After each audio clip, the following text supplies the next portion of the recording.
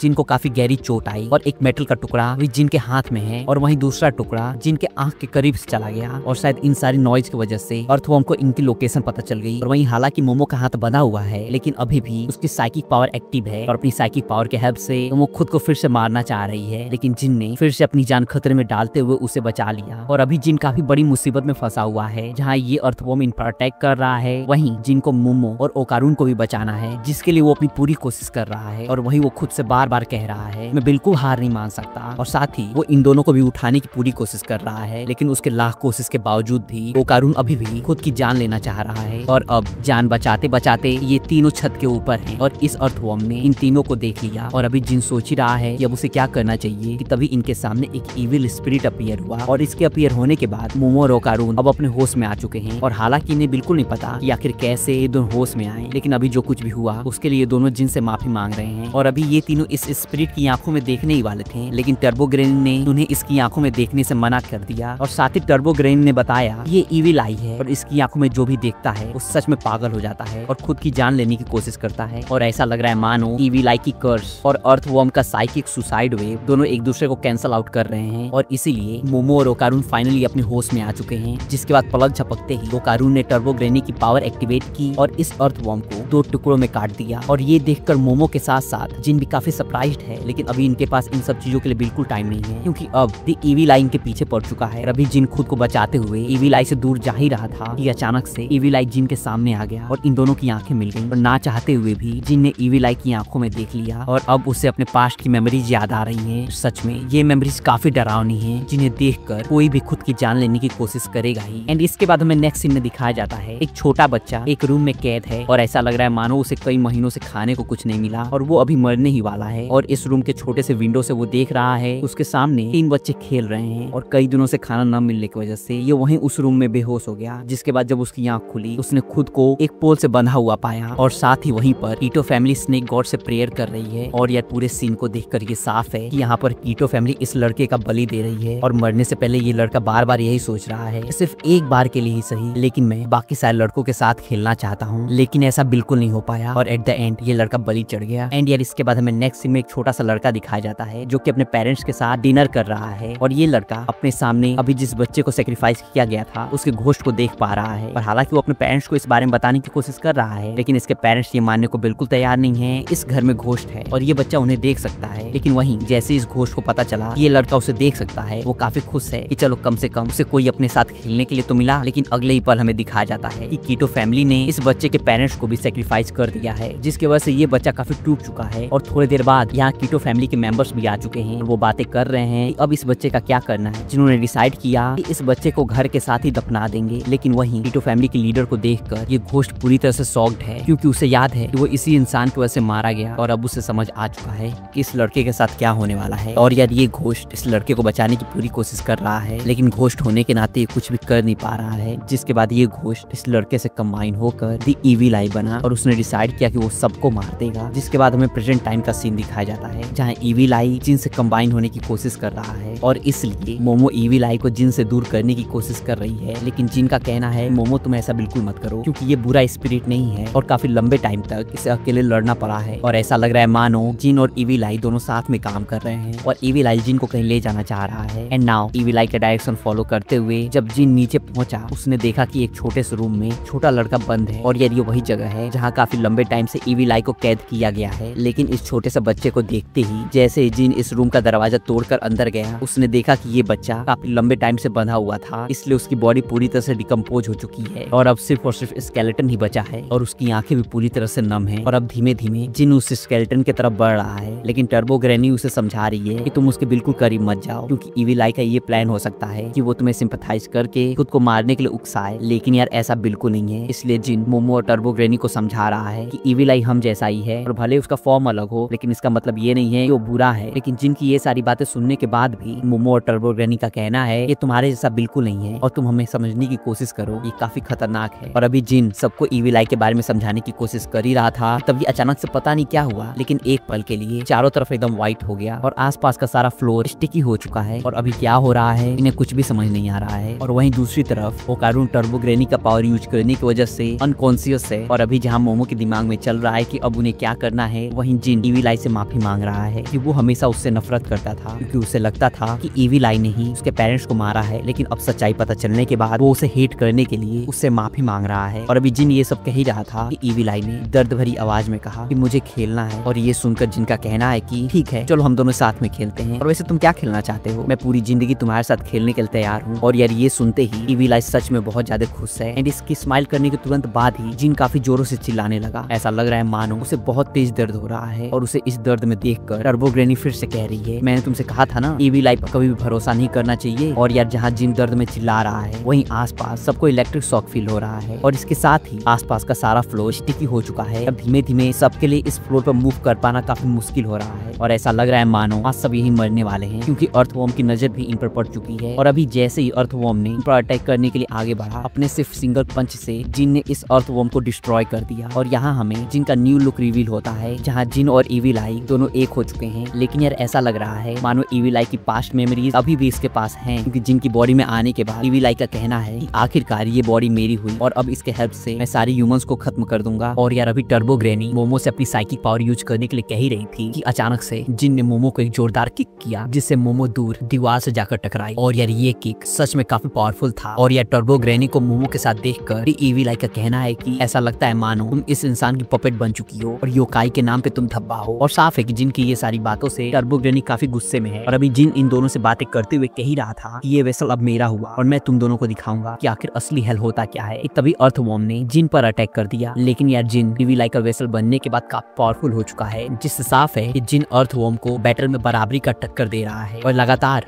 उसे powerful kicks कर रहा है। और यार अभी जहाँ जिन अर्थवॉर्म से बैटल कर रहा है, वहीं टर्बो ग्रैनी ने मोमो को बताया कि उसकी ग्रैंडमदर ने सही कहा था कि जिन के साथ ये सब होना उसकी किस्मत में लिखा हुआ था। और साथ ही सिंस जिन काफी एथलेटिक है और उसकी बॉडी काफी फ्लेक्सिबल और मस्कुलर है, तो जाहिर है कि वो वेसल के लिए एकदम परफेक्ट है। और टर्बो ग्रैनी का ये भी कहना है कि अगर मुझे किसी को वेसल बनाना होगा तो मैं भी जिन को ही चूज करूंगी। और यार हाँ, जिन एलिमेंट्री स्कूल में बिल्कुल ऐसा नहीं था, लेकिन ये कह सकते हैं कि स्पिरिचुअल पावर अवेकन होने के बाद सबकी पर्सनैलिटी चेंज हो जाती है। लाइक ओकारून के केस में देख लो, उसके पावर अवेकन लेकिन होने के बाद हमें सच में उसका एक अलग ही रूप देखने को मिलता है। और अभी टर्बो ग्रैनी मोमो को समझाने की कोशिश कर ही रही थी कि जिन अब हमारे साथ बिल्कुल नहीं है, बल्कि अब वो हमारे अगेंस्ट है, कि तभी जिन ने मोमो पर एक पावरफुल अटैक किया। और हालांकि मोमो ने अपने साइकिक पावर के हेल्प से खुद को बचाने की काफी कोशिश की, लेकिन जिन का ये अटैक सच में काफी पावरफुल था, जिसकी वजह से मोमो दूर दीवार से जाकर टकराई। और अभी जिन मोमो पर सेकंड अटैक करने ही वाला था कि ओकारून ने तुरंत आकर जिन के इस अटैक को काउंटर किया। और साथ ही ओकारून जिन को धमकी भी दे रहा है कि अगर तुमने मोमो को छूने की कोशिश की तो तुम्हें इसकी कीमत चुकानी होगी। एंड ये सब देखकर ईविल आई को बिल्कुल समझ नहीं आ रहा है कि ओकारून योकाई होने के बावजूद भी आखिर क्यों ह्यूमंस को बचा रहा है। लेकिन यार ओकारून के लिए अभी ईविल आई से लड़ने से ज्यादा इंपॉर्टेंट मोमो के साथ यहाँ से बाहर निकलना है। और अभी ये दोनों यहाँ से बाहर निकलने की कोशिश कर ही रहे थे कि अर्थवॉर्म ने अब इन पर पॉइजन से अटैक करना स्टार्ट किया, जिससे साफ है कि अगर ये दोनों जल्द से जल्द यहाँ से बाहर नहीं निकलेंगे तो ये दोनों यहाँ मारे जाएंगे। लेकिन मोमो को बिल्कुल समझ नहीं आ रहा है कि इस अर्थवॉर्म का आखिर वीकनेस क्या है। और अभी मोमो ये सब सोच ही रही थी कि ओकारून ने बताया कि उसने एक बुक में पढ़ा था कि अर्थवॉर्म का वीकनेस सनलाइट हो सकता है, लेकिन इस अर्थवॉर्म को यहाँ से बाहर निकालना सच में काफी मुश्किल है। और साथ ही ये दोनों जिनको इस हालत में यहाँ छोड़ भी नहीं सकते, इसलिए मोमो ये सारी चीजें सोचकर काफी फ्रस्ट्रेटेड दिख रही है। लेकिन ओकारून का कहना है मिस आया से मैं अपनी पावर के हेल्प से मैं बाहर निकाल सकता हूँ, जिसके बाद तुम रोप या फिर किसी चीज के हेल्प से हमें ऊपर खींच लेना। लेकिन यार मोमो ओकारून को यहाँ अकेले छोड़ने के लिए बिल्कुल तैयार नहीं है, और जिन भी अपने होश में नहीं है, तो जाहिर है कि वो इन दोनों की बात बिल्कुल नहीं सुनेगा। और मोमो की ये सारी बातें सुनकर ओकारून का कहना है मैं जिन को हैंडल कर लूंगा, तुम उसकी बिल्कुल चिंता मत करो, तो प्लीज तुम पहले बाहर जाओ और उसके बाद हमारी हेल्प करना। एंड यार ओकारून के ये कहते ही हमें काफी इमोशनल सीन दिखाया जाता है, जहाँ मोमो ने ओकारून का हाथ पकड़ते हुए कहा कि मैं तुमसे प्रॉमिस करती हूँ मैं तुम्हें यहाँ से जरूर निकालूंगी, और साथ ही जिन का भी ख्याल रखना। जिसके बाद ओकारून ने अपने पूरे पावर के साथ मोमो को लॉन्च किया। लेकिन ऐसा लग रहा है मानो ओकारून के इतने कोशिश के बावजूद भी मोमो एग्जिट तक नहीं पहुंच पा रही है। लेकिन एट द एंड मोमो अपने साइकिक एबिलिटी की हेल्प से एग्जिट तक पहुंचने में सक्सेसफुल रही, और अब मोमो फाइनली अर्थवॉर्म के डोमेन से बाहर है। और ये देखकर ओकारून अभी खुश हो ही रहा था कि यहाँ दी ईविल आई भी आ गया। और अब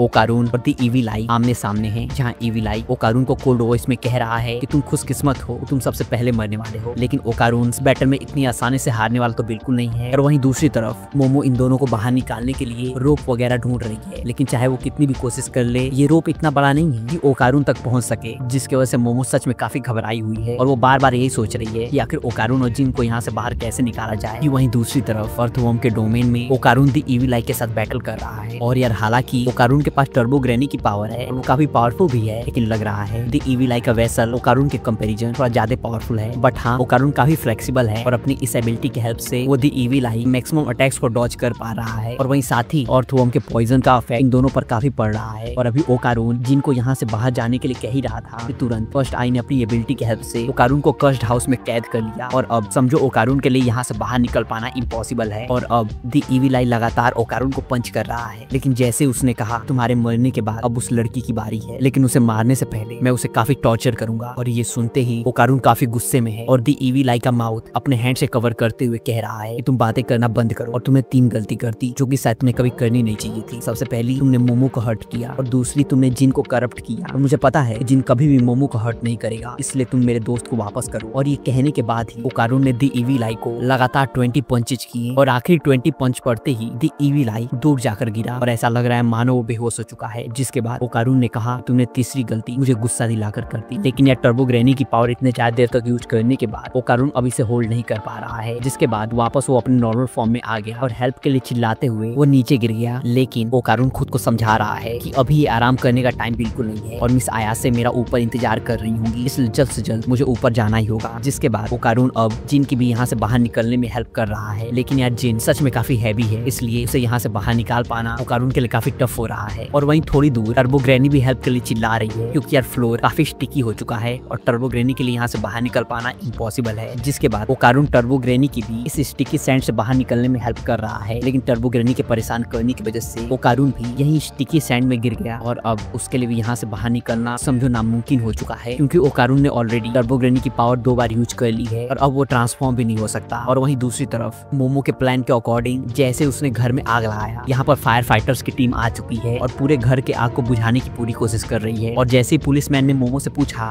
कि क्या ये आग तुमने लगाई है, मोमो ने इस चीज से एग्री कर लिया। जिसके बाद पुलिस मोमो से इंटरोगेशन करने के लिए उसे पुलिस स्टेशन ले जाने की कोशिश कर रही है। लेकिन जल्दी सूरज भी ढलने वाला है, इसलिए मोमो उनके साथ जाने को बिल्कुल तैयार नहीं है। लेकिन वो जबरदस्ती मोमो को यहाँ से ले जाने की कोशिश कर रहे हैं। और अभी ये सब हो ही रहा था कि अचानक से अर्थक्वेक आ गया और घर में से अर्थवॉर्म बाहर निकला, जिसे देखकर पैनिक में सभी इधर उधर दौड़ रहे हैं। और यार मोमो का यहाँ टारगेट घर को चलाना नहीं बल्कि इस हीट से अर्थवॉर्म को घर से बाहर निकालना था। और अभी मोमो उससे बैटल कर ही रही थी कि सनलाइट की वजह से अर्थवॉर्म जलने लगा और वो वहीं मारा गया। और अर्थवॉर्म के मरते ही कीटो फैमिली के सारे मेंबर्स उसके स्टमक से बाहर आ गए और अभी ये सभी जिंदा भी हैं। और यार हालांकि अर्थवॉर्म के मरने की वजह से कीटो फैमिली जिंदा बच पाए, लेकिन फिर भी कीटो फैमिली की लीडर्स अर्थवॉर्म को मारने के लिए मोमो पर गुस्सा कर रही है और उसका कहना है कि अभी जो कुछ भी होने वाला है उसके जिम्मेदार सिर्फ और सिर्फ तुम हो। और अभी ये सब बातें कर ही रहे थे, अचानक से फिर से एक काफी बड़ा अर्थक्वेक आया और दूसरी पल हमें दिखाया जाता है वोल्केनो जो कि 200 साल से शांत था अब इरप्ट होना स्टार्ट हो चुका है। और ये देखकर मोमो को बिल्कुल यकीन नहीं हो रहा है इस अर्थवॉर्म के मरने के बाद से ही ये वोल्केनो इरप्ट होने लगा। और ये सब देखकर मोमो को बिल्कुल समझ नहीं आ रहा है कि आखिर चीजें कैसे सही होंगी। और साथ ही वो ये भी सोच रही है पुरानी कहानियों में इसे dragon rising to the heaven क्यों कहा जाता है। और थोड़ा सोचने के बाद मोमो को रियलाइज हुआ कि कहानियों में इस अर्थवॉर्म को द ड्रैगन राइजिंग नहीं कहा गया है बल्कि फाउंटेन इरप्शन को कहा गया है। और थोड़ा और सोचने के बाद मोमो ने प्लान किया कि इस अर्थवॉर्म के बॉडी को वो वाटर स्टोरेज की तरह यूज करते हुए इस वोल्केनो इरप्शन से होने वाले डैमेज को रोकेगी। और अभी Momo as plan volcano eruption को रोकने की कोशिश कर ही रही थी कि कीटो फैमिली के लीडर ने उस पर अटैक कर दिया। लेकिन यार मोमो के पास इन सब चीजों के लिए बिल्कुल टाइम नहीं है। और ये सब सोचते हुए वो कीटो फैमिली के मेंबर से बैटल कर रही है कि तभी यहाँ पर श्राइन का प्रीस्ट आ गया और वो मोमो से माफी मांगते हुए कह रहा है मुझे माफ करना, मैं तुम्हें पहचान नहीं पाया कि तुम मेरी मास्टर की ग्रैंड डॉटर हो। और यार इस प्रीस्ट की बातों से साफ है कि ये मोमो की ग्रैंड मदर का स्टूडेंट है और उन्होंने इस प्रीस्ट को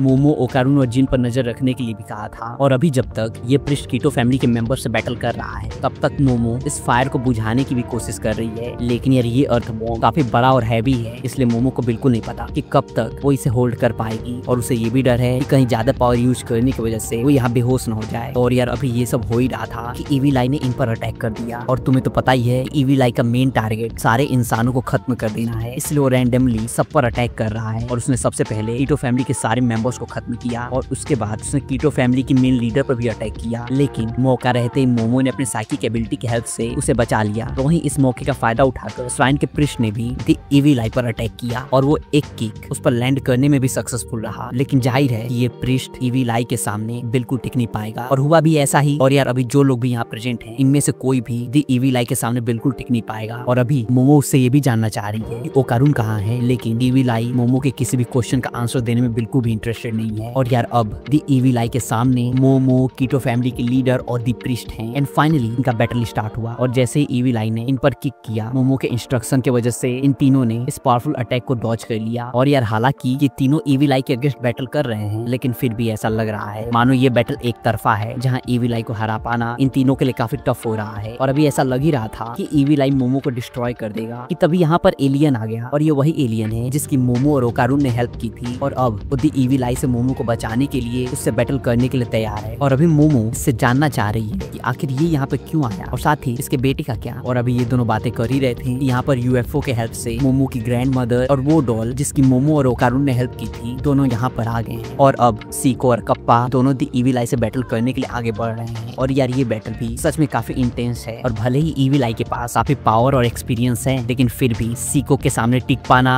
उसके लिए भी काफी टफ हो रहा है। एंड सीको ने लगातार कई बार अपने बेसबॉल बैट के हेल्प से उस पर हिट किया। और हाँ इस बैटल में तारो भी इन्वॉल्व है लेकिन जैसे ही तारो ने ईवी आई पर अटैक किया ईवी आई के सिंगल पंच से तारो के टुकड़े टुकड़े हो गए। लेकिन प्रिस्ट ने अपने मैजिक के हेल्प से तारो को वापस से जिंदा कर दिया। एंड इसके बाद हमें नेक्स्ट सीन में दिखाया जाता है मोमो की ग्रैंड मदर प्रिस्ट पर गुस्सा कर रही है क्योंकि उसने अपना काम सही टाइम पे नहीं किया। बट स्टिल ये भी सच है इस प्रिस्ट की वजह से ही अभी मोमो जिंदा है इसलिए वो थैंकफुल भी है। और वहीं मोमो को अचानक से याद आया कि ओकारुन अभी भी नीचे फंसा है इसलिए वो जल्द से जल्द उसकी हेल्प करने के लिए जा रही है। लेकिन यह स्टिकी सैंड में ओकारुन और टर्बो ग्रैनी पूरी तरह से फंस चुके हैं और नीचे जाना मोमो के लिए भी काफी डेंजरस है। और हालांकि एलियन ये चीज मोमो को समझाने की पूरी कोशिश कर रहा है लेकिन मोमो उसकी जरा भी सुनने को तैयार नहीं है क्योंकि उसने ओकारुन से प्रॉमिस किया था वो उसे बचाएगी। और थोड़ी देर सोचने के बाद मोमो ने स्पेसशिप के थ्रू इस स्टिकी सैंड पर मैग्मा ड्रॉप कराया जिसके बाद ये स्टिकी सैंड काफी टफ हो चुका है और मोमो अपने हाथों से इसे ओपन करने की कोशिश कर रही है लेकिन ये सैंड पहले से और ज्यादा गर्म हो चुका है। लेकिन मोमो खुद को समझा रही है कि ये बिल्कुल हॉट नहीं है। जिसके बाद हमें ओकारुन दिखाया जाता है जिसने टर्बो ग्रैनी को प्रोटेक्ट करने के लिए उसे कडल किया है। और सिंस अंदर का टेम्परेचर काफी हॉट हो चुका है इसलिए टर्बो ग्रैनी मोमो पर चिल्ला रही है कि तुम्हें हमें और जल्दी बचाना चाहिए था। लेकिन वहीं ओकारुन को पूरा विश्वास था कि मोमो उन्हें बचा ही लेगी। और सिंस अब ओकारुन सेफ है इसलिए मोमो जानना चाह रही है कि जिन आखिर कहाँ है। एंड मोमो के पूछने पर ओकारुन ने बताया कि पता नहीं कैसे लेकिन जिन अपने पावर के हेल्प से पहले ही बाहर निकल चुका है। और अभी ये दोनों बातें कर ही रहे थे कि ओकारुन ने स्टिकी सैंड से स्लिप होकर गलती से मोमो को हक कर लिया और अभी वो इस चीज के लिए मोमो से माफी मांग ही रहा था, मोमो ने ओकारुन को टाइटली हग करते हुए कहा, मुझे तुम्हें सॉरी कहना चाहिए क्योंकि मैंने तुमसे कहा था कि मैं तुम्हें बचाऊंगी, लेकिन एट द एंड मैं कुछ भी नहीं कर पाई, लेकिन मैं खुश हूँ कि तुम अभी जिंदा हो। एंड यार इसके बाद हमें नेक्स्ट सीन में दिखाया जाता है सभी मिलकर मोमो के घर पे पार्टी कर रहे हैं, जहाँ आयरा भी आई हुई है। और आयरा गुस्से में एलियन से पूछ रही है कि आखिर तुम यहाँ क्यों आए हो, और मैंने तुमसे कहा था ना कि तुम फिर कभी मुझे मत दिखना। और उसका ऐसा कहने पर एलियन ने बताया कि जो काऊ मैं ले गया था वो मिल्क प्रोड्यूस नहीं कर रही है, और साथ ही हमारे प्लेनेट पर वाटर खत्म हो चुका है और मेरी स्पीसीज वाटर के थ्रू ही ब्रीथ करते हैं, इसलिए वहाँ पे हमारा सर्वाइवल अब इम्पॉसिबल हो चुका है। और साथ ही मेरे बेटे चिकिटीटा को अगर जिंदा रहना है उसे लगातार मिल्क पीना ही होगा, इसलिए हमने डिसाइड किया है कि अब हम अर्थ पर ही रहेंगे। और यह एलियन का बेटा काफी छोटा, क्यूट और टेडी जैसा है, इसलिए उसे देखकर आयरा काफी खुश है और उसका सर सहलाते हुए कह रही है कि तुम यहाँ बिल्कुल रह सकते हो। और यार यहाँ पे हमें ये भी पता चलता है कि टेम्पल के पादरी और मोमो की ग्रैंड मदर ने मिलकर जिनको तारो के बॉडी में ट्रांसफर कर दिया है, क्योंकि यार इविल आई से उसे सेपरेट कर पाना काफी मुश्किल हो रहा था। और अभी ये सब बातें कर ही रहे थे कि तारो की बॉडी में जिन तुरंत एक्टिवेट हो गया और वो चाहता है कि मोमो उसके ऊपर से सील को रिमूव करे, लेकिन टर्बो ग्रैनी उसे समझा रही है कि इविल स्पिरिट अपने ऊपर से सील को रिमूव कराने के लिए ऐसे ट्रिक्स परफॉर्म करते हैं, इसलिए तुम्हें इसकी जान में बिल्कुल नहीं फंसना चाहिए। जिसके बाद जब मोमो के कहने पर तारो ने अपना फेस ओपन किया, हमें जिन उसके अंदर दिखाया जाता है और वो रोते हुए काफी खुश है कि मोमो और ओकारुन दोनों सेफ हैं। और यार ये सब देखकर मोमो को बिल्कुल समझ नहीं आ रहा है कि आखिर ये जिन है या फिर इविल आई। लेकिन जैसे ही मोमो की ग्रैंड मदर ने जिन के ऊपर ठंडा पानी फेंका, द इविल आई तुरंत एक्टिवेट हो गया और इन सबको धमकी दे रहा है, आज मैं तुम सबको खत्म कर दूंगा। लेकिन जैसे ही मोमो की ग्रैंड मदर ने द इविल आई के ऊपर गर्म पानी फेंका, अब वो जा चुका है और यहाँ पर हमें जिन दिख रहा है और अब सबको समझ आ चुका है कि यहाँ पे आखिर हो क्या रहा है। जिसके बाद हमें मोमो की ग्रैंड मदर और टर्बो ग्रैनी का थोड़ा फनी वर्बल फाइट दिखाया जाता है और दोनों ने थोड़ी देर के लिए शॉपिंग भी की, जो कि काफी होलसम मोमेंट है। एंड इसके बाद नेक्स्ट डे जब मोमो जिन और इविल आई के बारे में सोच ही रही थी कि उसकी ग्रैंड मदर उसके पास आई, एंड जिन, मोमो और ओकारुन तीनों से माफी मांगते हुए कह रही हैं कि मुझे नहीं पता था उस जगह पर इविल आई भी था, नहीं तो कभी मैं तुम्हें वहां जाने ही नहीं देती, इसलिए मुझे दिल से माफ करना। लेकिन उनका इस तरह से माफी मांगना मोमो को काफी अजीब लग रहा है। और साथ ही जिन का भी कहना है कि मैंने आपसे मदद मांगी इसलिए उसमें मेरी गलती है, आपकी नहीं। और अभी ये सारी बातें हो ही रही थी, टर्बो ग्रैनी का कहना है कि तुम सब बचपना बिल्कुल मत करो। और तुम्हें क्या लगता है तुमने इविल आई को कंट्रोल कर लिया है? ऐसा कभी भी नहीं हो सकता। और हाँ, अगर इविल आई किसी नॉर्मल ह्यूमन को पोजेस कर ले तो धीमे धीमे कर कर उनका सेल ब्रेक होता है, जिसके बाद आखिरकार वो मारे जाते हैं। इसलिए इविल आई हमेशा ऐसे लोगों को ढूंढते हैं जिनकी हाई स्पिरिचुअल पावर हो, जिससे साफ है कि जिन इविल आई के वेसल के लिए एकदम परफेक्ट है। और वैसे भी जिन के अंदर जो इविल आई है, मानो वो अभी बच्चा ही है और धीमे धीमे वो बड़ा होगा और साथ ही स्ट्रॉन्ग भी होगा, जिसके बाद उसे कंट्रोल कर पाना समझो इम्पॉसिबल होगा। और टर्बो ग्रैनी की ये सारी बातें सुनकर सीको ने डिसाइड किया कि ये सब जिन पर हमेशा नजर रखेंगी और इसकी मेन रिस्पॉन्सिबिलिटी मांजीरो की होने वाली है। और सिंस जैसे जैसे इविल आई बड़ा होगा वो पावरफुल भी होने वाला है, जिससे साफ है कि तारो का बैरियर इविल आई जैसे स्ट्रॉन्ग स्पिरिट को होल्ड बिल्कुल नहीं कर पाएगा। इसलिए सभी अपने साथ हॉट वाटर रखने वाले हैं ताकि जब जरूरत पड़े तो वो हॉट वाटर इविल आई पर थ्रो कर सके। लेकिन यार यहाँ सबसे ज्यादा जिनको केयरफुल रहना होगा, क्योंकि जाहिर है बारिश या फिर हाथ वगैरह धुलते टाइम ठंडे पानी से इविल आई एक्टिवेट हो सकता है। और ये सब सुनकर मोमो और ओकारुन सोच रहे हैं कि वो फिर से कभी भी इविल आई से बैटल बिल्कुल नहीं करना चाहते। और अब एलियन और उसके बेटे को ड्रॉप करने के बाद सभी जिन के पेरेंट्स के पास जा रहे हैं, जो कि अभी हॉस्पिटल में एडमिट हैं। और यार अभी सब वैन में बातें कर ही रहे थे कि गलती से ओकारुन का हैंड मोमो के हैंड से टच हो गया, जिसके लिए वो जल्दबाजी में घबराते हुए मोमो से माफी मांग रहा है। लेकिन मोमो का कहना है रिलैक्स करो और तुम्हें चिंता करने की कोई जरूरत नहीं है। और जब मोमो के कहने पर ओकारुन ने रिलैक्स करते हुए साइड हैंडल पर अपना हाथ रखा, मोमो जानबूझकर उसका हाथ जेंटली टच कर रही है। और ये फील करते ही ओकारुन मोमो से पूछ रहा है, मिस आयासे आप क्या कर रही हैं? लेकिन मोमो ऐसे बिहेव कर रही है मानो उसने कुछ किया ही नहीं। बट स्टिल ओकारुन का कहना है मैं तुम्हारी हैंड के बारे में बात कर रहा हूँ और जो भी तुम गेम खेल रही हो मुझे इसका रूल बिल्कुल नहीं पता। लेकिन ओकारुन की ये सारी बातें सुनकर अभी भी मोमो का कहना है कि मुझे नहीं पता कि आखिर तुम किस बारे में बात कर रहे हो। और अभी ये दोनों स्वीट मोमेंट एंजॉय कर ही रहे थे कि जिन ने इन दोनों को ये कहते हुए डिस्टर्ब कर दिया कि मोमो तारो मेरी बिल्कुल बात नहीं सुन रहा है, तो प्लीज तुम इसे समझाओ। और यार ये चीज जिन ने इतना सडनली कहा, मोमो और ओकारुन ने जल्दबाजी में एक दूसरे से अपनी नजरें फेल दी और अभी दोनों का फेस पूरी तरह से रेड हो चुका है। और यार अब फाइनली सभी हॉस्पिटल पहुंच चुके हैं और जिन अपने पेरेंट्स को देखकर सच में काफी खुश है और वो खुशी के मारे रो भी रहा है। और यार वहीं दूसरी तरफ हमें दिखाया जाता है वोल्केनो इरेप्शन अभी कंट्रोल में है और साथ ही वाइल्ड फायर भी अभी कंट्रोल में है। और इसके साथ साथ पुलिस ने कीटो फैमिली के सारे मेंबर्स को अरेस्ट कर लिया है और उन पर चार्ज है कि इस फैमिली ने मास मर्डर किया है। लेकिन वहीं कीटो फैमिली के लीडर अभी फरार है, पुलिस उसकी तलाश कर रही है। और हाँ, पुलिस को ये भी नहीं पता है कि कीटो फैमिली के लीडर की असली एज क्या है। जिसके बाद हमें नेक्स्ट सीन दिखाया जाता है जहाँ कीटो फैमिली की लीडर अभी जंगल में छुपी हुई है और उसका कहना है कि इस बॉडी को स्ट्रॉन्ग और पावरफुल बनाने के लिए मुझे कम से कम 200 साल लग गए और मोमो आयासे तुम्हारे वजह से इस बॉडी को अब मुझे छोड़ना पड़ रहा है। और उसके ये कहते ही उसके बॉडी से एक स्पिरिट निकला। और यार इससे साफ है कि कीटो फैमिली की लीडर भी एक स्पिरिट की वेसल थी थी। और इस बॉडी को छोड़ते हुए इस स्पिरिट का कहना है कि मोमो आयासे कि तुमने सेप्टर रनियंस को अपना दुश्मन बना लिया है। एंड इसके बाद हमें नेक्स्ट डे का सीन दिखाया जाता है जहाँ मोमो और ओकारून साथ में स्कूल जा रहे हैं। और साथ ही ओकारून के पूछने पर मोमो ने बताया कि दी इविल आई को बैरियर की आदत हो रही है और वो पहले से ज्यादा एक्टिवेट हो रहा है और इविल आई को सप्रेस करने के लिए जो फेस्टिवल होने वाला है उसमें अभी काफी टाइम भी है। और वहीं दूसरी तरफ हमें आयरा दिखाई जाती है जो कि अपने क्लास में एंटर करने से काफी घबरा रही है क्योंकि उसने फाइनली सबको बता दिया है कि आयासे के बारे में उसने गलत अफवाहें फैलाई थी, इसलिए किसी को भी आयासे के बारे में गलत बातें करने की कोई जरूरत नहीं है। और अभी वो ये सब सोच ही रही थी कि अचानक से यहाँ पर मोमो और ओकारून और मोमो को आयरा से भी कुछ इंपॉर्टेंट बात करना है, इसलिए वो उसे अकेले में मिलना चाहती है। लेकिन आयरा का कहना है कि तुम्हारे से छोटे इंसान से मिलना मेरी पॉपुलैरिटी को इफेक्ट करेगी। लेकिन हाँ, ओकारून काफी अच्छा इंसान है, इसलिए मैं खुश हूँ कि वो आज मुझसे बात कर रहा है। एंड इसके बाद हमें नेक्स्ट सीन दिखाया जाता है जहाँ फाइनली आयरा, मोमो और ओकारून तीनों बातें कर रहे हैं, जहाँ मोमो आयरा से रिक्वेस्ट कर रही है वो उसके साथ रहे ताकि इन केस अगर इविल आई एक्टिवेट हो गया तो उस टाइम आयरा उसकी हेल्प करे। हालांकि मोमो की ग्रैंडमदर भी हमेशा वहाँ पे रहेंगी, लेकिन कब क्या हो जाए उसका कुछ भी भरोसा नहीं है। लेकिन उन्हें भी रेस्ट चाहिए, इसलिए जब मोमो की ग्रैंडमदर आराम करें तब कोई तो होना चाहिए जो कि जिन पर नजर रखे, इसलिए इनके पास कोई और रास्ता नहीं है। इसलिए फाइनली डिसाइड हो चुका है कि आयरा अब मोमो के यहाँ ही रहेगी। और यार वहीं दूसरी तरफ लगता है इविल आई की स्ट्रेंथ धीमे धीमे और बढ़ रही है और अब ऐसा लग रहा है मानो तारो जिन को ज्यादा देर तक सपोर्ट नहीं कर पाएगा। इसलिए सियोको के कहने पर तारो अब जिन की बॉडी से अलग हो चुका है और अब जिन को ज्यादा केयरफुल रहना होगा और हमेशा उसे हॉट वाटर का यूज करना होगा। और अभी ये सब हो ही रहा था कि यहाँ मोमो और ओकारून भी आ चुके हैं और इन सबको देखकर जिन काफी खुश है और वो हमेशा की तरह नॉर्मली ही बिहेव कर रहा है। जिसके बाद सभी ने साथ में डिनर करने का डिसाइड किया और अभी ये सब डिनर कर ही रहे थे कि अचानक से द इविल आई एक्टिवेट हो गया और उसने चारों तरफ तोड़फोड़ करना स्टार्ट कर दी। At the end Aira, Momo और ओकारून इन्होंने मिलकर इविल आई को सप्रेस कर ही दिया और होश में आने के बाद जिन सबसे माफी मांग रहा है क्योंकि यार धीमे धीमे इविल आई और पावरफुल होते जा रहा है और जिन के लिए उसे कंट्रोल कर पाना समझो काफी टफ हो रहा है। इसलिए मोमो भी चाह रही है कि जल्द से जल्द इविल आई को जिन के बॉडी से निकाल दी जाए और सियोको भी ऐसा ही चाहती है, लेकिन उसके लिए उन्हें कल तक का वेट करना होगा क्योंकि हायासी परफॉर्मेंस कल ही आने वाले हैं। और अभी ये सब नॉर्मली बातें कर ही रहे थे कि अचानक से यहाँ पर हायासी परफॉर्मर्स आ गए हैं और वैसे ये सब एक दिन पहले ही आ गए हैं। और हाँ, वहीं इन्हें देखकर मोमो और बाकी सब काफी एक्साइटेड हैं क्योंकि इन्होंने सोचा था कि हायासी परफॉर्मेंस काफी ओल्ड फैशन होंगे, लेकिन ये सब जैसा उन्होंने एक्सपेक्ट किया था वैसा बिल्कुल नहीं है। और हाँ, ये परफॉर्मर्स स्पिरिट सेंसिटिव बिल्कुल नहीं है, लेकिन इनके म्यूजिक और साउंड में इतना दम है कि वो डेड के रन तक पहुंच सकती है और यही इनकी खास बात है क्योंकि जितना कम ये सब स्पिरिट से सेंसिटिव रहेंगे उतना ही इनका म्यूजिक स्पिरिट पर इफेक्ट डालेगी और इस पूरे प्रोसेस के टाइम इनको भी ज्यादा प्रॉब्लम नहीं होगी। एंड यार इसके बाद फाइनली ये प्रोसेस स्टार्ट हुआ जहाँ हमें दिखाया जाता है जिन एक टेबल पे लेटा हुआ है और वहीं उसके पास सीको के साथ साथ हायासी परफॉर्मर्स भी अपना परफॉर्मेंस स्टार्ट कर रहे हैं। और यह इनका म्यूजिक और परफॉर्मेंस सच में काफी पावरफुल है और इससे निकलते हुए रेडिएशंस इतना ज्यादा पावरफुल है कि इविल आई को अपनी सारी पास्ट मेमोरीज याद आ रही हैं और आसपास काफी पावरफुल वेव भी फ्लो कर रहा है। लेकिन जिन के लिए इसे हैंडल कर पाना काफी टफ हो रहा है और लगता है उसे काफी पेन भी हो रहा है, इसलिए वो काफी चिल्ला रहा है। इन सब चीजों को रोकने के लिए भी कह रहा है। सीको के कहने पर मोमो ने अपने साइकिक एबिलिटी की हेल्प से जिन को होल्ड किया है और अभी ये सब हो ही रहा था कि जिन ने चिल्लाते हुए कहा कि प्लीज इविल आई को मत मारो क्योंकि मैंने उससे प्रॉमिस किया था कि हम दोनों साथ में खेलेंगे और ये बुरा बिल्कुल नहीं है। इतने सालों तक कैद रहने के बावजूद भी इसने सिर्फ और सिर्फ एक ही सपना देखा था, ये किसी के साथ खेलेगा और इसलिए इतने सालों तक लॉक होने के बावजूद भी इसने डांसिंग की प्रैक्टिस भी की है। और अब जब इसे पता चला कि ये फाइनली फ्री है तो क्या इसे मार देना सही होगा? और ये सब कहते हुए जिन चिल्लाते हुए रो रहा है और साथ ही जिन सबसे प्रॉमिस भी कर रहा है कि मैं पूरा ध्यान दूंगा, मैं ठंडे पानी को बिल्कुल न छूऊं, तो प्लीज मैं तुमसे भीख मांगता हूँ, इविल आई को मत मारो। एंड सबने एक्सपेक्ट नहीं किया था, लेकिन जिन की ये सारी बातें सुनकर सीको ने इन सारी चीजों को यहीं रोक दी और उसका कहना है कि मैंने अपना मन बदल लिया। और ये कहते ही उसने इविल आई को भी परिवार में वेलकम किया। लेकिन सीको की ये सारी बातें सुनकर और अभी जो कुछ भी हुआ वो देखकर आयरा का कहना है कि अगर जिन का हमें हमेशा ख्याल रखना होगा, मैं ऐसा बिल्कुल नहीं कर सकती क्योंकि मेरा टाइम भी काफी इंपॉर्टेंट है और ऐसे सेल्फिश इंसान के लिए मैं अपना टाइम बिल्कुल वेस्ट नहीं करना चाहती। और अभी आयरा ये सब कह ही रही थी कि तभी ओकारून ने कहा कि सिंस जिन मेरा फ्रेंड है इसलिए उसका ख्याल रखना मेरी रिस्पॉन्सिबिलिटी है और मैं हमेशा उसके साथ रहूंगा। और यहाँ ओकारून अकेला नहीं है बल्कि मोमो भी उसके साथ है और वो भी खुद को ट्रेन करने के लिए रेडी है ताकि जब जरूरत पड़े तो इविल आई से बैटल कर सके। और यार सिंस मोमो ने अभी ओकारून को हक किया है इसलिए आयरा इससे काफी जेलस फील कर रही है, इसलिए उसका कहना है मैं भी पीछे नहीं हटने वाली और मैं भी तुम्हारा इसमें साथ दूंगी। और साथ ही वो भी ओकारून को हक करना चाहती है। और वहीं ये सब देखकर जिन भी ओकारून को हक करने के लिए जैसे ही आगे बढ़ा, इविल आई ने एक्टिवेट होकर ओकारून को एक जोरदार पंच किया और वो सीधे जाकर घर में टकराया, जिससे यार हाउस काफी डैमेज हो चुका है। और इन सब चीजों के लिए जिन वापस नॉर्मल फॉर्म में आकर सबसे माफी मांग रहा है। एंड यार इसके बाद नेक्स्ट डे सीको जिन को ट्रेन कर रही है ताकि वो इविल आई को और अच्छे से कंट्रोल कर सके। और यार उनका ये भी कहना है कि अगर जिन अच्छे से प्रैक्टिस करे तो वो इविल आई को कंट्रोल कर सकता है। एंड यार इसके बाद हमें आज रात की सीन सीन दिखाया जाता है जहाँ बीच रात में जब जिन को टॉयलेट लगा, ओकारून उसका पूरा ख्याल रखते हुए उसके साथ गया और उसने ये भी ध्यान रखा कि जिन ठंडे पानी से अपना हाथ न धुल ले। और साथ ही सिंस बाहर काफी ठंडी है और ड्यू भी है, इसलिए ओकारून ये भी ख्याल रख रहा है कि ड्यू जिन के ऊपर बिल्कुल ना आए। और इन सब चीजों के लिए जिन ओकारून से माफी भी मांग रहा है, लेकिन ओकारून उसे समझा रहा है कि जब मैं टर्बो ग्रैनी की पावर से इफेक्ट हुआ था, अब मिस आयास से और उनकी ग्रैंड मदर ने मेरी पूरी हेल्प की थी और मुझे पता है मैंने उनके लिए ज्यादा प्रॉब्लम क्रिएट की थी, बट स्टिल वो मेरे साथ खड़े रहे। और साथ ही उतना डैमेज क्रिएट करने की वजह से ओकारून को लगा कि उसे मोमो के ग्रैंड मदर को पे करना चाहिए, इसलिए उसने काफी लंबे टाइम तक पार्ट टाइम जॉब करके काफी पैसे इकट्ठे किए। लेकिन जब वो सिको के पास पैसे देने आया, उन्होंने ओकारून को डांटते हुए कहा कि अगर तुम्हें लगता है कि तुम मेरे कर्जदार हो तो तुम्हें पैसे देने की जगह जब जरूरत आए तो किसी और की हेल्प कर देना। एंड यार ओकारून की ये सारी बातें सुनकर जिन भी काफी खुश है और उसका कहना है कि सिको सच में काफी अच्छी इंसान है और काश मैं भी उनकी तरह बन पाता। एंड यार इसके बाद में नेक्स्ट सीन में दिखाया जाता है जहाँ मोमो अपने फ्रेंड से बातें करते हुए कह रही है कि अब मुझे एक पार्ट टाइम जॉब की जरूरत है ताकि उन पैसों से मैं अपना घर रिपेयर करा सकूं। और यार सिंस अब मोमो पार्ट टाइम जॉब पर जाने वाली है, इसलिए उसने अपने फ्रेंड से कहा था तो वो ओकारून को इन्फॉर्म कर दे कि वो अकेले घर चला जाए। लेकिन उसके फ्रेंड्स ने ओकारून से कहा कि सिंस मोमो ने पार्ट टाइम जॉब ज्वाइन किया है इसलिए तुम्हें अकेले घर जाना होगा। बट ये कहने के साथ साथ क्लास खत्म होते ही ओकारून को उस रेस्टोरेंट में लाया जहाँ भी मोमो अपना पार्ट टाइम जॉब कर रही है। और यार सिंस मोमो ने यहाँ मेड कॉस्ट्यूम पहना है, इसलिए ओकारून को देखकर वो काफी एम्बैरेस्ड फील कर रही है। और हालांकि वो इन तीनों को सर्व बिल्कुल नहीं करना चाहती है, बट मजबूरी में उसके पास और कोई ऑप्शन है ही नहीं। एंड यार तुम्हें तो पता ही है कि मेड थीम रेस्टोरेंट काफी एम्बैरेसिंग भी हो सकता है और यहाँ भी वही हो रहा है। इन सब चीजों से सिर्फ मोमो ही नहीं बल्कि ओकारून भी काफी एम्बैरेस्ड फील कर रहा है। और एज प्लान्ड रेस्टोरेंट में थोड़ा देर टाइम स्पेंड करने के बाद मोमो की फ्रेंड्स ओकारून को यहाँ अकेला छोड़कर चली गई। एंड मोमो भी ओकारून को यहाँ से जल्द जाने को कह रही है और उसका ये भी कहना है कि फिर कभी यहाँ पर बिल्कुल मत आना। एंड इन सब चीजों के लिए ओकारून मोमो से सॉरी भी कह रहा है और साथ ही वो ये भी जानना चाह रहा है कि आखिर मोमो कब तक फ्री होगी, क्योंकि ओकारून बिल्कुल नहीं चाहता कि मोमो को रात में घर अकेले जाना पड़े। एंड हुआ भी ऐसा ही। मोमो के फ्री होने के बाद मोमो और ओकारून दोनों साथ में घर जा रहे हैं। एंड मोमो ने ओकारून का हाथ पकड़ते हुए कहा कि सिंस अभी काफी ठंडी है तो हम ऐसा कर ही सकते हैं, है ना। एंड इस चीज से दोनों का चेहरा काफी रेड हो चुका है। एंड यार इसके बाद में नेक्स्ट सीन में दिखाया जाता है मोमो की ग्रैंड मदर जिनको ट्रेन कर रही है ताकि वो ईविल आई को सप्रेस कर सके। एंड धीमे धीमे जिन अपनी ट्रेनिंग की वजह से पहले से बेटर ईविल आई को सप्रेस कर पा रहा है और अब जिन इतना पावरफुल हो चुका है वो ईविल आई को रूम टेम्परेचर पर एक्टिव न होने दे और बाकी नॉर्मल लोगों के कंपैरिजन जिन काफी जल्दी प्रोग्रेस भी कर रहा है। ये चीज देखकर मोमो की ग्रैंड मदर काफी खुश है। एंड अभी ये सब हो ही रहा था तभी मोमो और ओकारून दोनों घर आ गए। एंड मोमो को देखकर जिन हमेशा की तरह काफी जॉयफुली अभी दौड़ते हुए उसके तरफ जा ही रहा था कि तभी वो आयरा से टकरा गया। और अभी जो आयरा कोल्ड कॉफी ड्रिंक कर रही थी उसके जिन के ऊपर गिरते ही ईविल आई एक्टिवेट हो गया, जिसे देखकर सभी जल्द से जल्द जिन के ऊपर हॉट वाटर थ्रो कर रहे हैं। लेकिन ईविल आई ने अपनी चारों तरफ फर्स्ट हाउस का बैरियर क्रिएट कर दिया है, जिसके वजह से ये हॉट वाटर उसे टच भी नहीं कर पाई। और देखते ही देखते अगले पल ईविल आई ने मोमो का कॉलर पकड़ लिया और उसे पंच करने के लिए आगे बढ़ रहा है। और वहीं मोमो अपनी साइकिक एबिलिटी की हेल्प से खुद को प्रोटेक्ट करने की पूरी कोशिश कर रही है। और अभी सिंस ये सब बैरियर के अंदर हैं, इसलिए ओकारून भी टर्बो ग्रैनी की पावर यूज करने के बावजूद इस बैरियर के अंदर नहीं जा पा रहा है। बट लकीली सिंस अभी मोमो जिनके अटैक करने से पहले गन पानी पी रही थी और तभी ईविल आई ने उस पर अटैक कर दिया और ये पानी मोमो पी भी नहीं पाई। जैसे ही मोमो ने ये हॉट वाटर ईविल आई के ऊपर स्पिट किया, जिन वापस नॉर्मल हो गया और मोमो की हालत देखकर उसने जो कुछ भी किया उसके लिए उससे माफी मांग रहा है। लेकिन ओकारून ने जिन की एक न सुनी और वो उसे पीछे हटाते हुए मोमो से जानना चाह रहा है कि आखिर वो ठीक है ना। लेकिन मोमो मुस्कुराते हुए उसे समझा रही है कि तुम्हें ज्यादा चिंता करने की कोई जरूरत नहीं है और ऐसी छोटी मोटी चीजें होती रहती हैं। और यार मोमो की ये हालत देखकर जिन सच में काफी डिप्रेस दिख रहा है और जिनकी ये हालत देखकर सीको उसे समझा रही है कि इसमें तुम्हारी कोई भी गलती नहीं है और सब ठीक हो जाएगा। एंड यार इसके बाद हमें आज रात का सीन दिखाया जाता है जहाँ आज जो कुछ भी हुआ उसके वजह से आयरा बिल्कुल सो नहीं पा रही है और साथ ही वो मोमो से माफी भी मांग रही है। लेकिन मोमो उसे समझा रही है तुम्हें चिंता करने की कोई जरूरत नहीं है क्योंकि इसमें तुम्हारी कोई भी गलती नहीं है। लेकिन मोमो का इतना समझाने के बावजूद भी आयरा का कहना है कि मैं कसम खाती हूँ अगली बार मैं और केयरफुल रहूंगी। और वही बगल के रूम में आज जो कुछ भी हुआ उस वजह से जिन और ओकारून एक दूसरे से बातें नहीं कर पा रहे हैं और दोनों ने एक दूसरे से नजरें फेरी हैं। एंड यार इसके बाद हमें नेक्स्ट डे मॉर्निंग का सीन दिखाया जाता है जहाँ ओकारून फार्म पर एलियन से मिलने आया है और वो उससे पंच करना सीखना चाहता है। लेकिन यह एलियन उसे ये सिखाने को बिल्कुल तैयार नहीं है क्योंकि उसका मानना है कि हमें वायलेंस बिल्कुल नहीं करना चाहिए। और यह एलियन के मना करने के बावजूद भी ओकारून ने खुद से प्रॉमिस किया कि वो कल फिर लौटेगा और उसे पक्का कन्विंस करके मानेगा। और यार आज रात जब सब सो गए ओकारून पंच करने की प्रैक्टिस कर रहा है और अभी वो प्रैक्टिस कर ही रहा था यहाँ टर्बो ग्रैनी भी आ गई और ओकारून को देखकर वो जानना चाह रही है कि आखिर ये कर क्या रहा है। ओकारून ने बताया कि वो पंच करना सीख रहा है ताकि वो ईविल आई से बैटल कर सके। लेकिन टर्बो ग्रैनी का कहना है कि अगर ईविल आई से बैटल करना है तो पंचिंग से कुछ भी नहीं होने वाला है, तुम्हें पावरफुल होना होगा। लेकिन ओकारून के हिसाब से अगर वो पंच करना सीख जाए तो वो स्ट्रॉन्ग भी हो जाएगा। लेकिन टर्बो ग्रैनी उसे समझा रही है कि पंचिंग और स्ट्रॉन्ग होने में जमीन आसमान का फर्क है और शायद तुम भूल रहे हो कि तुम्हारे पास किसकी पावर है। तो तुम बताओ तुम्हें पंच करना सीखना है या फिर स्ट्रॉन्ग बनना है। जैसे ही ओकारून ने कहा कि उसे स्ट्रॉन्ग बनना है, अभी आधी रात होने के बावजूद भी टर्बो ग्रेनी ओकारून को अपने साथ कहीं ले जा रही है। एंड इसके बाद हमें टर्बो ग्रेनी और ओकारून स्कूल बिल्डिंग के सामने दिखाए जाते हैं और अभी ये दोनों स्कूल में एंटर करने ही वाले थे। यहाँ आयरा भी आ गई और वो जानना चाह रही है कि ओकारून आखिर कहाँ जा रहा है, बट ओकारून उसे खुद को फॉलो करने से रोक रहा है और साथ ही उसका ये भी कहना है कि तुम प्लीज किसी को भी इस बारे में मत बताना। और जब आयरा को पता चला कि ओकारून स्ट्रॉन्ग बनने के लिए यहाँ आया है, उसका कहना है मैं भी स्ट्रॉन्ग बनना चाहती हूँ। एंड थोड़ा बहुत टर्बो ग्रेनी के साथ आर्ग्यू के बाद फाइनली टर्बो ग्रेनी इस चीज के लिए राजी हो गई और अब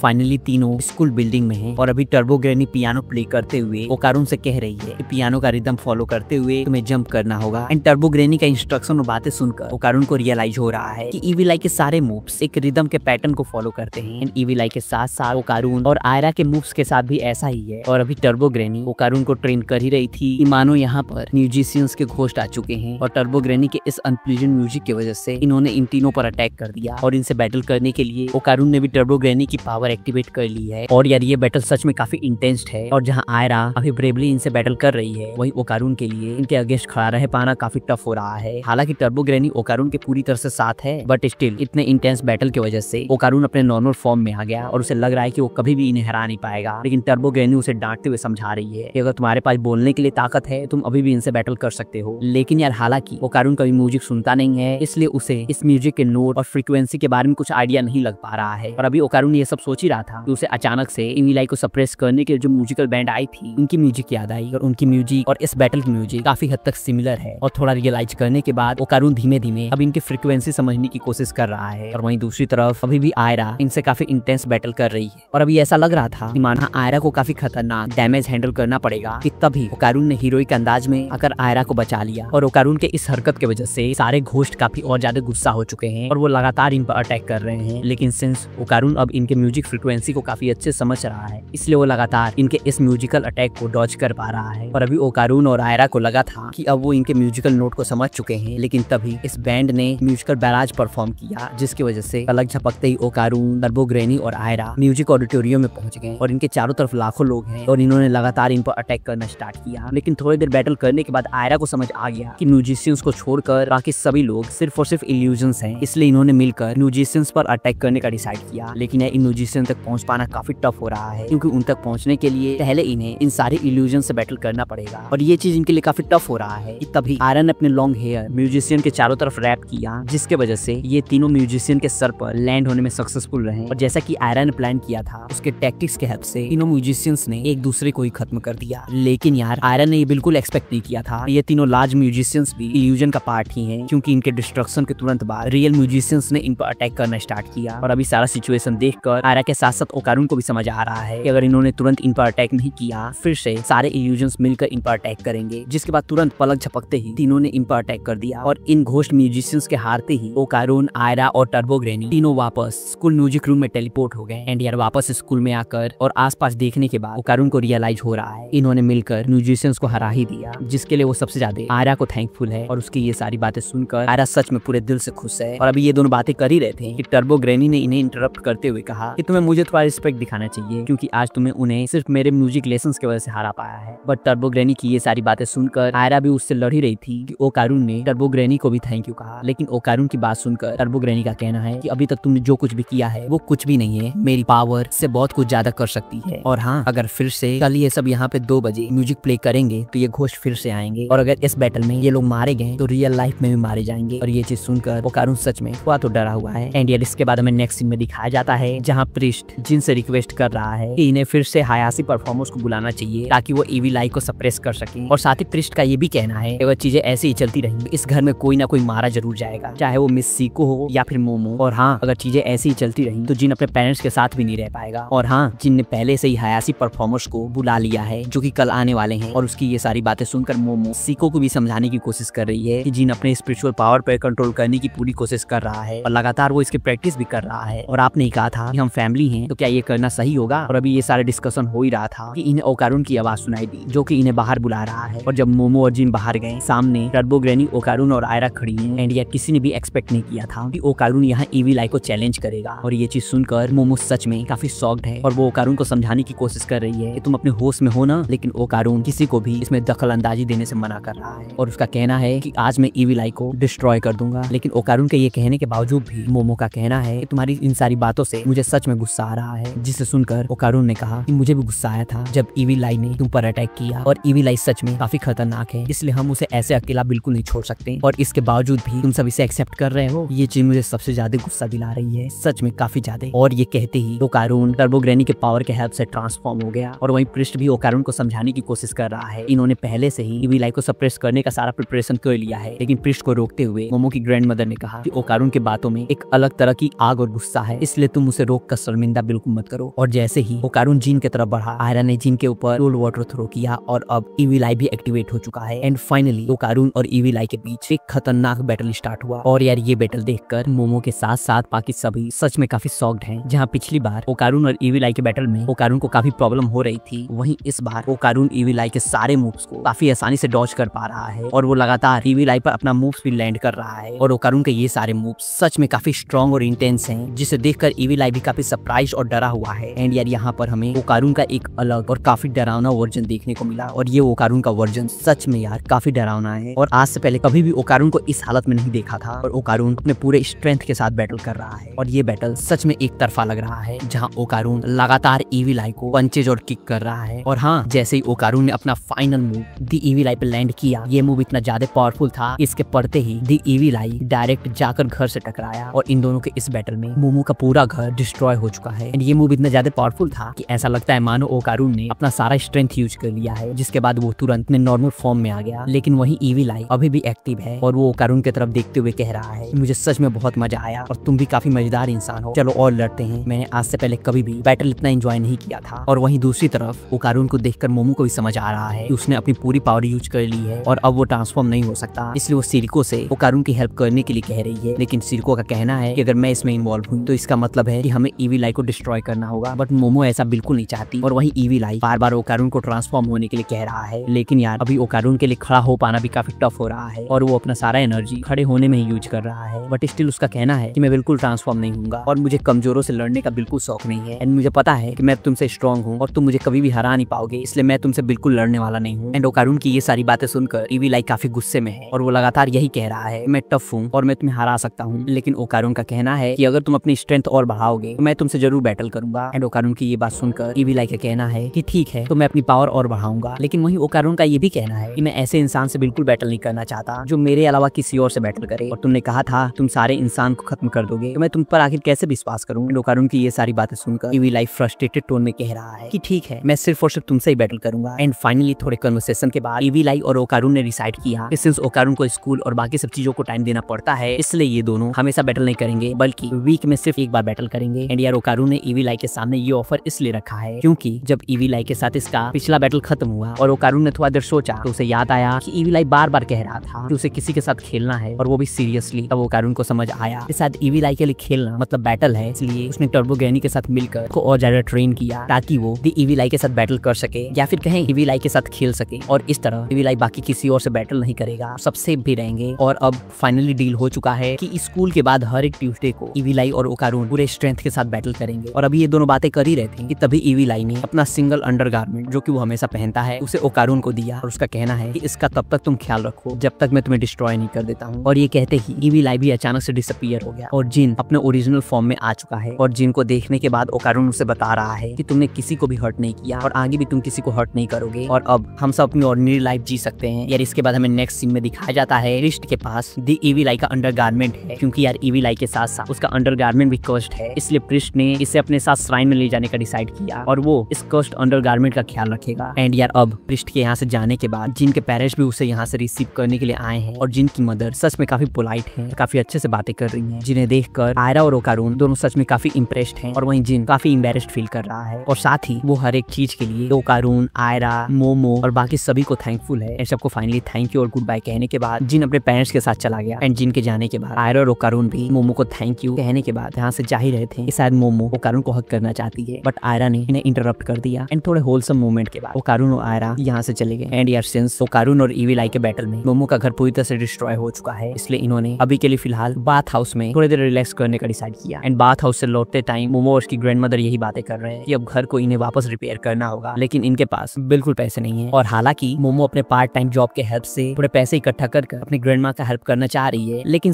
को मोमो की हेल्प लेने में जरा भी इंटरेस्टेड नहीं है। ये सारी बातें करते हुए जब ये दोनों फाइनली घर लौटे, जैसे ही इन्हें घर पर एलियन दिखा, उन्होंने इस एलियन को एक जोरदार किक किया और अभी ये दोनों इस एलियन को हिट करने के लिए आगे बढ़ ही रहे थे कि ओकारून ने इन्हें रोक लिया। और यार सिंस ओकारून को मोमो की घर की चिंता हो रही थी, इसलिए वापस जाते हुए ओकारून और आयरा ने श्रिम्प से बातें की कि क्या वो इनके घर को वापस सही कर सकता है। श्रिम्प के कहने पर उसके फ्रेंड लुड्रिस ने मोमो के घर को रेनोवेट करने का डिसाइड किया और ये सब पता लगते ही मोमो लुड्रिस से माफी मांग रही है, लेकिन लगता है ये एलियन थोड़ा नॉटी है, इसलिए उसका कहना है कि मैं ऑनर्ड फील कर रहा हूँ कि मुझे किसी ब्यूटीफुल लड़की ने किक किया। और हाँ, लुड्रिस कंस्ट्रक्शन स्पेशलिस्ट है, इसलिए उसे इस घर को सही करने में कोई ज्यादा प्रॉब्लम नहीं होगी। और यार घर को वापस कंस्ट्रक्ट करने में ओकारून भी इनकी पूरी तरह से हेल्प करना चाह रहा है। हालांकि सीको इन पर कुछ खास बर्डन नहीं क्रिएट करना चाहती, बट स्टिल इन सब की जिद की वजह से सीको कुछ कर भी नहीं पाई। और हाँ, इस घर को कंस्ट्रक्ट करने में यहाँ पर एलियन टेक्नोलॉजी यूज होने वाला है और ये कुछ हद तक क्ले जैसा दिखता है और इसका नाम है नैनो स्किन। और नैनो स्किन से चाहे तो कुछ भी क्रिएट कर सकते हैं। और ये देखकर मोमो और ओकारून सच में काफी सरप्राइज और इम्प्रेस्ड हैं और वो भी इससे कुछ क्रिएट करना चाह रहे हैं। और हाँ, अगर नैनो स्किन डैमेज भी हो गया तो वो अपने आप खुद को रिकंस्ट्रक्ट कर लेगा। और ये मेनली एक मशीन की तरह काम करता है, जहाँ नैनो मशीन ब्रेन के इलेक्ट्रिकल सिग्नल के अकॉर्डिंग काम करता है और जो भी इंसान सोचे वो उसे कंस्ट्रक्ट कर देता है। एंड फाइनली इन सबके हार्ड वर्क और एलियन टेक्नोलॉजी के हेल्प से मोमो का घर वापस कंस्ट्रक्ट हो चुका है। एंड यार घर के रिबिल्ड होने के बाद और सभी के यहाँ से जाने के बाद जिन और उसके फैमिली यहाँ घर को फिर से रिपेयर करने के लिए आए, लेकिन जब उन्होंने देखा कि घर इतनी जल्दी रिपेयर हो चुका है, वो सब सच में काफी सरप्राइज्ड है। एंड यार इसके बाद हमें नेक्स्ट सीन में दिखाया जाता है जिन और मोमो दोनों साथ में स्कूल जा रहे हैं। एंड मोमो जिन से जानना चाह रही है कि ईवी लाई का क्या, वो फिर से एक्टिव हुआ था। अब जिन ने बताया कि भले ही ईवी लाई कई बार एक्टिव हुआ, लेकिन लगता है वो अपने प्रॉमिस को निभा रहा है, इसलिए उसने किसी को भी जरा भी हर्ट नहीं किया। और ये सुनकर मोमो काफी सरप्राइज्ड है। और वहीं जिन को भी नहीं पता कि ये सब ओकारून से किए हुए प्रॉमिस की वजह से हो रहा है या फिर उसके ट्रेनिंग की वजह से, लेकिन हाँ, अब धीमे धीमे जिन ईवी लाई से कनेक्टेड फील कर रहा है एंड उसे फील हो रहा है कि ईवी लाई भी अब चीजों को काफी इंजॉय कर रहा है। और अभी ये दोनों बातें कर ही रहे थे कि जिन ने अचानक से मोमो से पूछा कि मोमो तुम्हें किसी पर क्रश है। और ये सुनकर मोमो का चेहरा पूरी तरह से रेड हो चुका है और वो काफी एम्बैरेस्ड फील कर रही है और इसलिए जिन मोमो को काफी टीज भी कर रहा है। और जब इन दोनों ने स्कूल में एंटर किया, जिन को देखकर सभी लड़कियां काफी एक्साइटेड हैं। और अभी ये सब लड़कियां जिनसे बातें कर ही रही थी कि अचानक से ईवी लाई एक्टिवेट हो गया। और ये भी थोड़ा सरप्राइजिंग है कि एक्टिवेट होने के बाद ईवी लाई ने अभी भी कपड़े पहने हैं और वो इन लड़कियों को धमकी भी दे रहा है, जिसे देखकर पैनिक में मोमो ने ईवी लाई को इन लड़कियों से थोड़ा दूर किया। एंड यार मोमो चाहे ईवी लाई को कितनी बार भी कहे कि वो जिन में वापस ट्रांसफॉर्म हो रहा है, लेकिन वो मोमो की बात मानने को बिल्कुल तैयार नहीं है। और पूरे दिन वो ईवी लाई के फॉर्म में ही रहा और उसने सॉकर खेला और ह्यूमंस का फूड भी ट्राई किया। और हालांकि थोड़े गुस्से में होने के बावजूद भी ईवी लाई किसी पर भी अटैक नहीं कर रहा है, इसलिए मोमो भी थोड़ी रिलैक्स्ड है। और यार आज जब मोमो लंच ब्रेक में अपने फ्रेंड से बातें कर रही थी, बातों बातों में उन्होंने गोल्डन बॉल के बारे में कुछ कहा और ये सुनकर मोमो थोड़ी सरप्राइज्ड है। और हाँ, since momo school group chat की पार्ट नहीं है, इसलिए उसे स्कूल में फैल रहे अफवाहों के बारे में कुछ भी नहीं पता और सबका मानना है कि स्कूल में किसी को गोल्डन बॉल मिला है। और यार वहीं दूसरी तरफ भी ओकारून अपने टेबल पर बैठकर शांति से कुछ पढ़ रहा था। उसके पास एक लड़का आया और उससे कह रहा है कि वैसे तो मुझे लड़कों में कुछ खास इंटरेस्ट नहीं है, लेकिन आखिर क्यों मिस आयासे और आयरा तुमसे बातें करते हुए काफी ब्लश करती हैं और वैसे तुम में कुछ खास बात नहीं है और तुम काफी ऑर्डिनरी दिखते हो, तो आखिर तुम ये कैसे करते हो, मुझे बताओ। एंड ये सारी बातें सुनकर ओकारून का कहना है मैं किसी को भी अट्रैक्ट बिल्कुल नहीं करता हूँ। और अभी ये दोनों बातें कर ही रहे थे कि तुरंत यहाँ पर मोमो भी आ गई और जल्दबाजी में वो ओकारून को बता रही है उसने फाइनली गोल्डन बॉल ढूंढ लिया है। और बातें करते हुए उसने जैसे ओकारून के बगल में किसी को खड़े हुए देखा, वो इन दोनों की बातों को इंटरप्ट करने के लिए उससे सॉरी भी कह रही है। और यार इसी कन्वर्सेशन के साथ सीजन 2 एंड हो गया। बाकी ओकारून को उसका गोल्डन बॉल मिलने वाला है या नहीं, ये तो हमें सीजन 3 में ही पता चलेगा। सो या अगर उसे मिस नहीं करना चाहते तो चैनल सब्सक्राइब कर लो। बाकी टिल देन एंजॉय एनीमे, मिलते हैं नेक्स्ट वीडियो में।